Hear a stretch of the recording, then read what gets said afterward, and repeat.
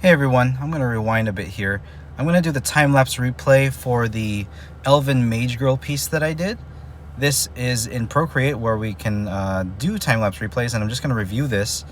I don't know why there was color drop right there. Let me just check that off. Okay, so here I am setting up the sketch.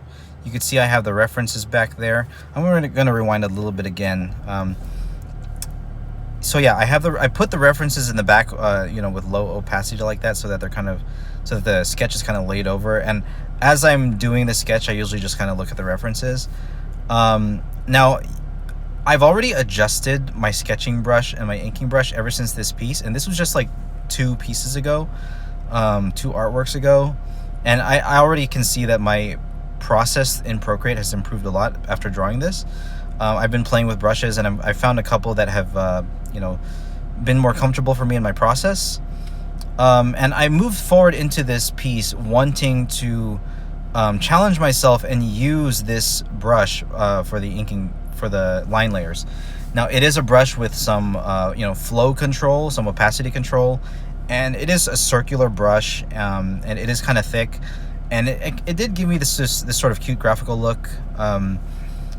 And it did give me more control over the value of the line art, because I tend to work with some more solid values. I do like working with black ink, but I think for this piece that's not what I wanted.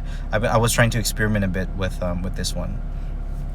I could see that like the structure of the I'm flashing layers there, trying to check. Yeah, I think that was after a session, and I kind of went back and reviewed that red line there. Was not recorded on YouTube, but I tried to fix the structure of the torso, because I realized that in the approach to this piece I didn't really solidly make a form of like the rib cage and the pelvis and the head, and it was kind of looking off, so I just redid it. Here you can see that I kind of experimented with using the black outlines, and I ultimately decided against it. Here you can see I went into a third pass because I felt, okay, that second pass is a little bit messy. I changed the color of the second pass there. And here I went into a third pass with the same brush, and here you can see me just taking my time a little bit more, going slowly over the lines. But I could see now that even just going back and looking at this, that the lines are a little bit rough because of the brush I'm using.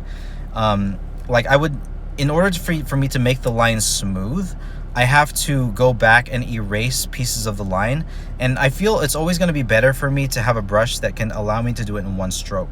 So with the brush I use now, which is based off of the Tinderbox brush, which is one of the Procreate default brushes, I'm able to get that thin taper if I need it, as opposed to having a circle brush that's kind of thick by default. Yeah, it's always really interesting watching these replays. You can see here I'm trying to put in flat colors. There is a bit of blending that I did using my color brush there in the hair, which I think that had a nice effect. As far as like being able to blend the colors and using this brush. Oh, you can see that I stretched her body out a little bit. When I was zoomed out, I realized, okay, the body looks a little bit weird. The body looks a little bit like scrunched when I was zoomed out, so I ended up stretching her body out a little bit so that she looks taller. If you zoom out, it still looks kind of scrunched because of shoulder pads, but then once you zoom in, you see that they are shoulder pads, and you see that her deltoids might not be quite so high compared to her chin.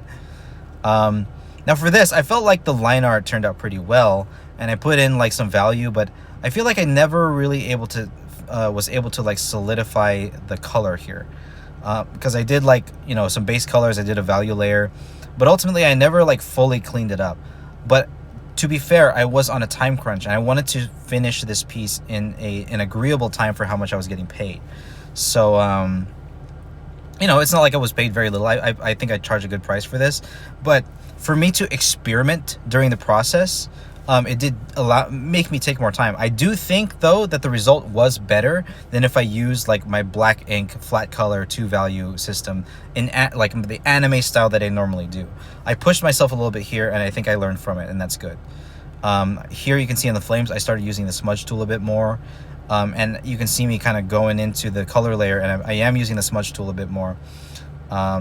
You can see me just sort of painting directly over my color layer there. You see me putting blush in the face there, kind of doing the hair. I realize, that the face here, yeah, my line layer does look pretty good. But, the face and the hair, that's like the main part that people are going to be looking at, so I put more time there. And here you can see, you know, me putting in the white highlights, using the white in the canvas to be the highlight. You can see me coloring the line art here, and you can see me, you know, sort of flashing it in and out, just messing with the hue and saturation of it as well. You can see me sort of blending and smoothing and smudging the colors here. The recording is almost done, and honestly, this was at a pretty acceptable level of finish. I just wanted to get everything looking pretty decent. I knew in my mind that it looked pretty rough. You know, it's not my greatest work as far as smoothness goes, but to me, this piece is good in that I tried something new, I grew from it, and those are valuable lessons for me to learn moving forward as a digital artist.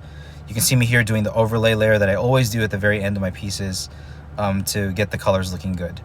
And that's it. So I hope you guys enjoyed that replay. Pretty concise. I'll talk to y'all later. God bless. Bye-bye.